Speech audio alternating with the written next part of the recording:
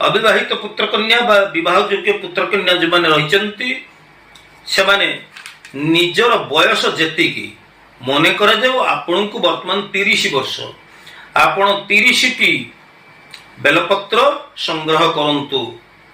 एई बेलपत्र आपण संग्रह करी आपणकर चलंती बयस संख्या अनुसार आपण बेलपत्र संग्रह करिवे।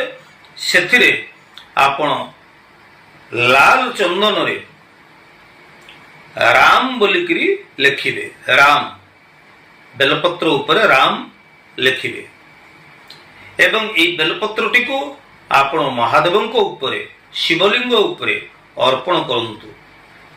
जेतेबेले आपण शिवलिंग ऊपर अर्पण करूछंती नमः शिवाय एई मंत्र कही आपण चढ़ांतु एवं विवाह पई आपण भगवान शिवं को प्रार्थना करंतु। शीघ्र विवाह हेबा पई मन लाखी जीवन साथी टीए पाइबा पई आपण महादेवं को प्रार्थना करंतु।